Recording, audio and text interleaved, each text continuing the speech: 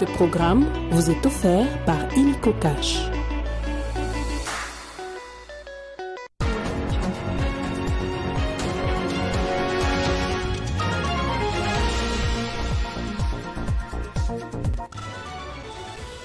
Revision du ticket de l'Union sacrée de la Nation à l'Assemblée nationale. Les consultations du Présidium se tiendront ce samedi. L'élection des membres du bureau est reportée à une date ultérieure. Autre titre, report de l'élection des sénateurs et gouverneurs à l'Équateur et en Ituri. Le scrutin se tiendra finalement le 24 mai. Et en dehors de nos frontières, la Banque mondiale a fait savoir qu'elle reprendra prochainement ses décaissements à destination du Niger. L'institution de Bretton Woods avait suspendu ses déboursements après le coup d'État. L'info, c'est l'heure sur Télé 50. Bienvenue à tous à la une de l'actualité en plein cœur d'une crise politique au sein de l'Union sacrée de la Nation. Le président de la République, Félix Tshisekedi, qui appelle à l'unité, met en garde contre les querelles internes et le clientélisme qui troublent l'Union sacrée de la Nation. Il a échangé longuement vendredi avec les élus de cette plateforme politique. Après plusieurs revendications sur le ticket de l'Union sacrée pour le bureau définitif de l'Assemblée nationale, le président de la République décide de rencontrer les 406 députés nationaux et 40 présidents des différents regroupements politiques composant la majorité parlementaire et l'Union sacrée. Un entretien à bâton rompu au chapiteau de la Cité de l'Union africaine pour analyser le choix des membres du Présidium qui, pour les députés, n'a pas tenu compte de la géopolitique, moins encore du genre, ce que reconnaît le chef de l'État. Je demande deux choses dans ce que j'ai vu qui a été présenté par le Présidium. Je n'ai pas été satisfait, d'abord, par rapport à la représentation des femmes, il n'y en avait qu'une, et deux, aussi par la non-représentation de quelqu'un qui pouvait symboliser la grande province orientale. Je crois que si nous arrivons à satisfaire ces deux exigences, en tout cas qui sont les miennes, moi, je serai content. Par conséquent, les élections de ce 18 mai sont annulées. Le Présidium est appelé à se réunir pour revisiter les candidatures.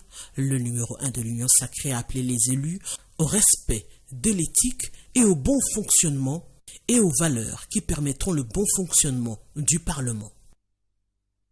Suivez à présent les différentes réactions des élus du peuple qui ont pris part à cette rencontre avec le chef de l'État. Le chef de l'État a tenu à rassurer, appeler à l'éveil des consciences. Il a essayé également d'insister pour que tous ensemble, même surtout au niveau de l'Union sacrée, nous regardons d'abord vers les intérêts de notre peuple et notre peuple d'abord. On est totalement satisfait parce que l'injustice était flagrante quand même. Bon, en tant que garant de bon fonctionnement des institutions, le président a tenu à corriger à ce que cette erreur soit corrigée. Le président, comme un bon père, a voulu à ce que ses enfants puissent se mettre ensemble et d'accord pour s'assigner des objectifs qui vont permettre à ce que l'intérêt primaire de la population puisse être au devant des intérêts personnels. Révision du ticket de l'Union sacrée de la Nation à l'Assemblée nationale. Les consultations du Présidium se tiendront ce samedi au bureau du secrétaire général de l'UDPS, Augustin Kabouya. Chaque chef de regroupement a été invité à se munir de la liste complète de ses députés nationaux tels que proclamés par la CENI et confirmés par l'arrêt définitif de la Cour constitutionnelle. Ici, je ne suis pas venu pour accuser les uns et les autres. Je suis venu simplement entendre aussi votre voix, parce que je ne l'ai pas entendue. Le président de la République, Félix-Antoine Tshisekedi, et autorité morale de l'Union sacrée de la Nation, a rencontré hier vendredi 17 mai 2024, à la Cité de l'Union africaine, 406 députés nationaux et une quarantaine de chefs des regroupements de sa famille politique, constituant la majorité parlementaire à l'Assemblée nationale. Cette inquiétude qui est la mienne, qui symbolise évidemment ce manque de solidarité en ce moment, ces dissensions assez inquiétantes.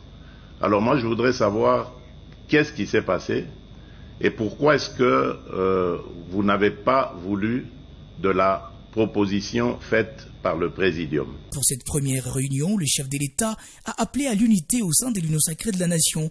Il a également souligné le principal défi de cette législature, notamment les réponses aux questions sécuritaires, sociales et de l'emploi de jeunes. Tout ce que je demande deux choses. Dans ce que j'ai vu, qui a été présenté par le Présidium, je n'ai pas été satisfait, d'abord, par rapport à la représentation des femmes, il n'y en avait qu'une, et deux, aussi par la non-représentation de quelqu'un qui pouvait symboliser la grande province orientale. Il a ensuite déploré le comportement des députés qui exigent de l'argent avant de voter pour ou contre une loi. Il a critiqué de pratiques observées lors de précédentes législatures, mettant en garde contre les monnayages de certaines décisions parlementaires. Pour enchérir, le chef de l'État, Félix Tshisekedi, a demandé au Présidium de l'Union sacrée de la Nation de revoir les tickets proposés pour le 6 des 7 postes du bureau de l'Assemblée nationale. Dans un autre registre, une page se tourne à la Chambre haute du Parlement. La cérémonie de remise et reprise a eu lieu vendredi au Palais du Peuple entre le bureau sortant et le bureau d'âge du Sénat, conduit par le président Pascal Kinduelo, accompagné du jeune questeur Moïse Ekumbo et le sénateur Ivan Kazadi comme rapporteur.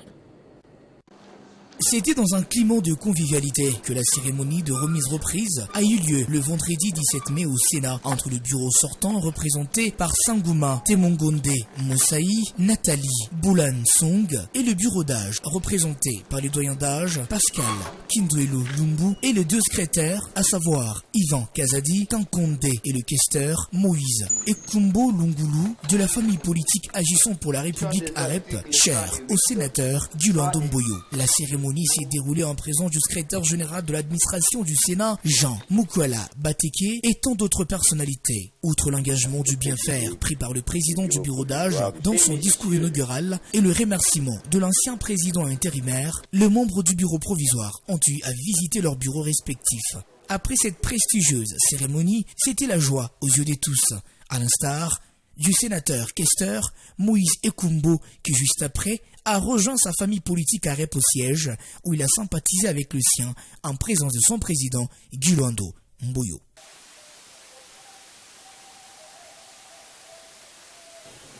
Poursuite du processus électoral. Dans un communiqué de presse rendu public vendredi, la Commission nationale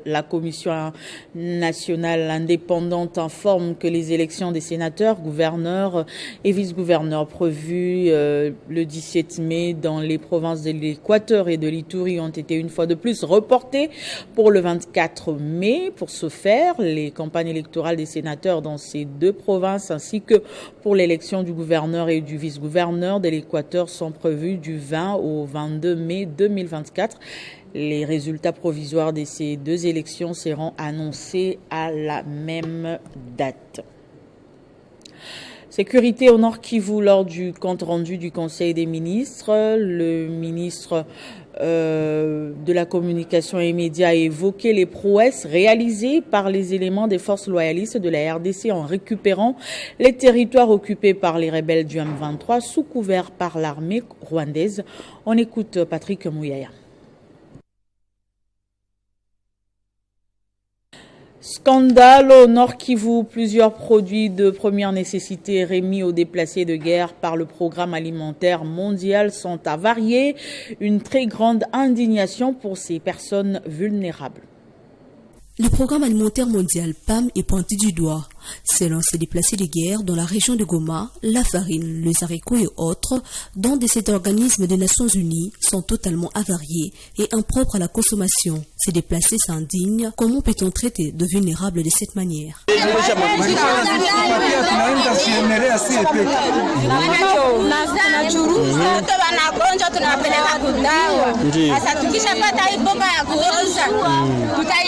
Watoto watakonja, tutapata tena pesa za kuwapeleka kudawa, lakini dawa leo tutokelesha makuta itafaulu kujama watoto ifunga ni kutoka kabisa. Asante sana. Na itunga hospitali wanalipisha. Sina mtoto alibakia mu hospitali na sasa hivi natarudia tu mu hospitali sina wa kunilipia. Le gouvernement est appelé à suivre de près cette situation. Et puis le président du conseil d'administration de l'Institut national pour l'étude et la recherche agronomique en RDC, Hilaire Kikobia, a séjourné il y a peu dans la province de la Chopo. C'était une mission d'inspection des réalisations agricoles de l'INERA Yangambi. Regardez.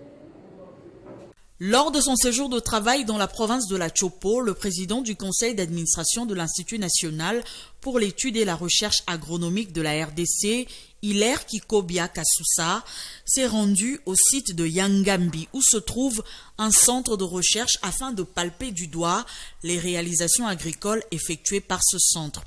Situé dans le territoire d'Isangui, dans la province de la Chopo, la localité de Yangambi abrite ce centre de recherche. Ce dernier, créé depuis 1933, a pour objectif la promotion et le développement scientifique de l'agriculture congolaise à travers les études, les recherches et l'expérimentation agricole appliquée. Hilaire Kikobia, accompagné d'autres chefs des centres de recherche, a eu à échanger avec les agents et cadres de l'INERA Yangambi sur la valorisation du dit centre, le partenariat existant, les conditions de travail des agents, mais aussi sur la mise en place des unités de transformation de conservation des produits agricoles. Ce dernier a mis à profit son séjour à Yangambi en visitant quelques domaines, notamment le domaine de Yaekana, où est située la pisciculture et la station de la climatologie de Yangambi, avec l'idée de réorganiser le calendrier agricole au regard du changement climatique qui pointe à l'horizon. Il faut noter que depuis sa nomination le 8 juillet 2023 par le chef de l'État Félix Tshisekedi à la tête du conseil d'administration de l'INERA, Hilaire Kikobia et le comité de gestion de cet établissement public travaillent d'arrache-pied afin de donner à l'INERA ses lettres de noblesse. Ce centre possède plusieurs domaines de recherche, entre autres d'agroforesterie, de maïs, de riz, de café, de cacao, d'arachide, ainsi que de palmiers à l'huile. Dossier Moinejet, les travailleurs de cette compagnie d'aviation sollicitent la suspension de l'exécution de l'arrêt de la Cour d'appel de Kinshasa ordonnant la saisie de son unique aéronef, ceci pour permettre à cette société de reprendre vie.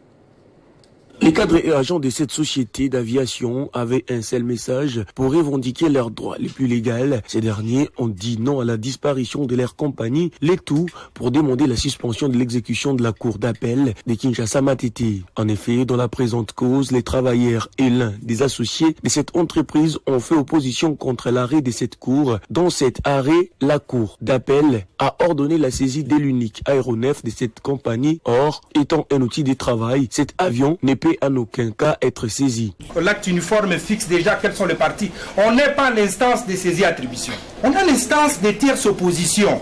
C'est qu'en l'instance des tierces oppositions, il n'y a aucune exigence d'une procuration spéciale, surtout que les travailleurs agissent. Cette décision favorise la partie Gueda qui compte prendre cet aéronef et la ramener dans les sites qu'elle a créés, chose qu'a boycotté les agents des Moinejet qui réclament la suspension de cet arrêté afin qu'ils puissent reprendre leurs vols commerciaux. Je veux que la justice enlever la mesure contre l'avion et la société pour que tout soit vrai.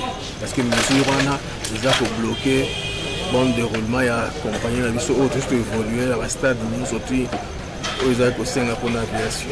Dans cette affaire des tierces oppositions, la Cour d'appel a statué sur la mesure provisoire tendant à accorder la suspension de l'exécution de son arrêt qui cause d'énormes préjudices à la société. Cette affaire reste à suivre de très près. Transport en commun à la ville de Kinshasa est paralysé par des tarifs exorbitants des taximens qui ne respectent pas le tarif officiel. La population lance un cri d'alarme. La situation critique qui se déroule à Kinshasa est véritablement préoccupante. La population est confrontée à une hausse vertigineuse de tarifs de transport en commun, ce qui aggrave considérablement les difficultés quotidiennes des habitants de la capitale congolaise. Cette réalité alarmante impacte négativement la population qui se trouve en détresse face à des prix exorbitants. Par exemple, si tu veux te rendre au Rampengaba avec seulement 1000 francs, tu ne pourras pas y arriver. Il te faudra au moins 2000 francs. La difficulté est encore plus grande le soir car les tarifs deviennent encore plus élevés. Il faut donc se préparer à marcher. Cette situation est vraiment éprouvante. Un simple trajet qui coûtait auparavant 1000 francs congolais peut désormais atteindre le 2000 francs congolais, voire grimper jusqu'à 5000 francs aux alentours de 19 heures. Cette augmentation drastique met une pression financière énorme sur une population déjà vulnérable, rendant les déplacements quotidiens un véritable défi. Face à cette situation critique, il est primordial d'agir rapidement et concrètement pour soulager les habitants de Kinshasa. Les autorités doivent prendre conscience de l'urgence de la situation et mettre en place des solutions durables et accessibles pour résoudre cette problématique. Il est temps d'agir de manière concertée et solidaire pour trouver des solutions efficaces et durables. Et en dehors de nos frontières, la Banque mondiale a fait savoir qu'elle reprendra prochainement ses décaissements à destination du Niger. L'institution de Bretton Woods avait suspendu ses déboursements le 2 août dernier à la suite de la prise de pouvoir des militaires qui ont renversé le président Mohamed Bazoum en juillet 2023.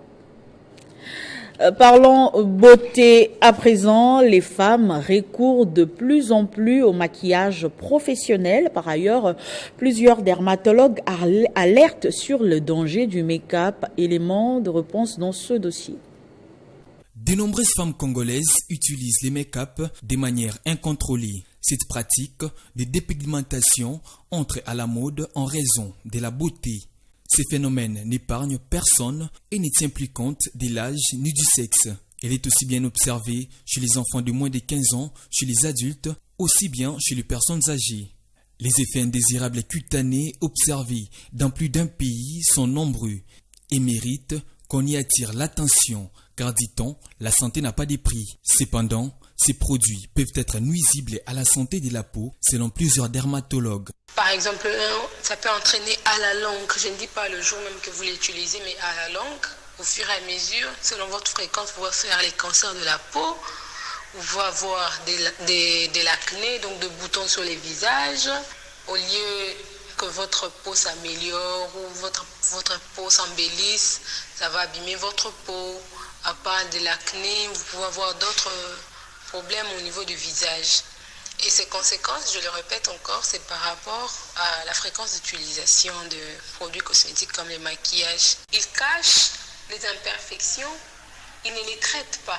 Les make-up aident la femme à garder sa beauté pendant une cérémonie, quelquefois dans la journée et dans les soirées des fêtes. C'est une bonne chose, mais que cette pratique ne soit pas abusive, car cela présente des conséquences néfastes. Ce journal est terminé, place au rappel de titres. Révision du ticket de l'Union sacrée de la Nation à l'Assemblée nationale. Les consultations du Présidium se tiendront ce samedi et l'élection des membres du bureau est reportée à une date ultérieure. Report de l'élection des sénateurs et gouverneurs à l'Équateur et en Ituri. Le scrutin se tiendra finalement le 24 mai. Et en dehors de nos frontières, la Banque mondiale a fait savoir qu'elle reprendra prochainement ses décaissements à destination du Niger. L'institution de Bretton Woods avait suspendu ses déboursements après le coup d'État de juillet 2023. Merci de votre attention soutenue et surtout restez fidèles au programme de Télé 50.